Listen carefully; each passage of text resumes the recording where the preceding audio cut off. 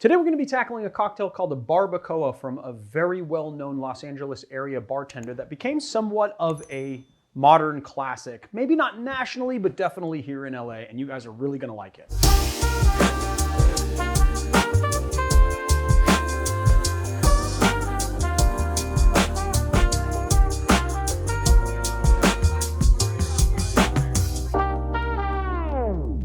My name's Leandro Demon Riva, and this is The Educated Barfly. The anti-Steve, LOL. Let's get into making the cocktail. So Marius and I were talking a little bit off camera about the challenge of bringing you guys just not only interesting cocktails, which I think we do every week, but interesting looking cocktails, right? Because it just seems that like so many of the cocktails that we cover on this channel are either red or yellow, right? Pretty much red or yellow, or like brownish. That's like the three colors that you get in cocktails. And so today I wanted to bring you something a little bit more interesting, looking. We're gonna be delving into what I like to call farmers market cocktails. You know, just like cocktails utilizing really fresh ingredients. Nothing here is something that you can't obtain everywhere in the country, although I was gonna say local, but really it doesn't have to be local, although I try and get all of my produce as locally as possible anyway. So let's get into the cocktail. I hope you guys are gonna enjoy it. First things first, prep our tin, set it aside. Then what we're gonna do is take a lime, and we're gonna take 3 lime wedges, we're gonna put them in here, along with a piece of Fresno chili and 3 pieces of red pepper. Then we're gonna do ½ ounce of lemon juice, ½ ounce of ginger syrup, freshly made, 3/4 ounce of agave. Now, a lot of people have been asking me why I don't water my agave down into a syrup. And really it's because even though it's very sticky, it doesn't seize up when it gets cold the same way that honey does. And so I just never really think it's necessary. That being said, lots of bars do it. If you do it, it's fine. That's the proper way to do it, but I don't, you know, for what it's worth. I'm looking for my muddler here. Put it down here. People are like, it's been so long since you forgot something.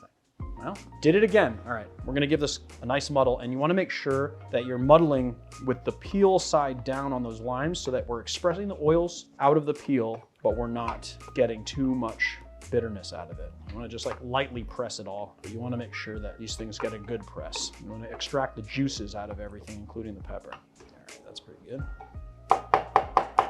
And next, we're going to add a little pureed chipotle. A little of this stuff goes a long, long way, so don't overdo it. I'm taking like 1/8 of a bar spoon. We're just gonna drop that in there. You don't wanna get too much of that stuff in there. And then 2 ounces of mezcal. Just gonna add a little Scotia ice here, like so. And give it the old whip shake. Feel free to shake until the ice is completely dissolved.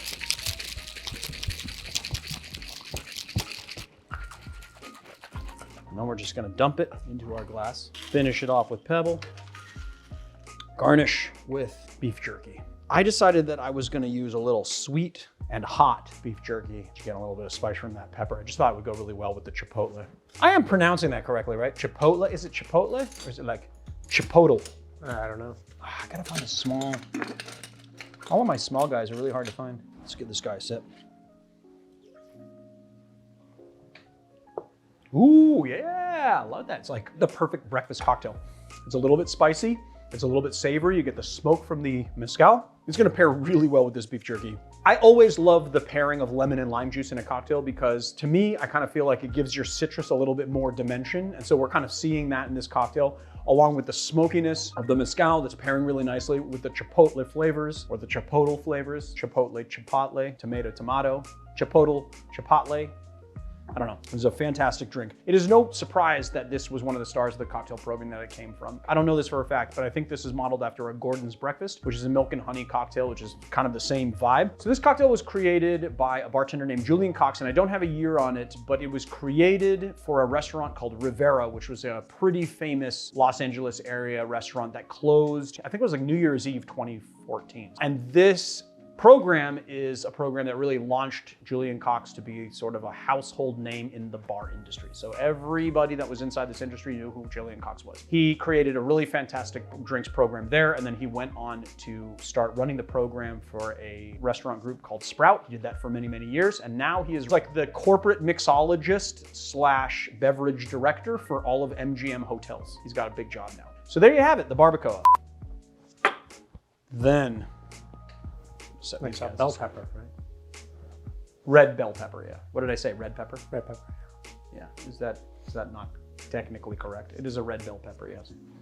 I just don't want people to go out and buy just hot peppers and then instead of a pepper. You don't think that people can tell that this is a bell pepper? Maybe. Okay. Well, just don't buy a spicy pepper. It's just a regular bell pepper.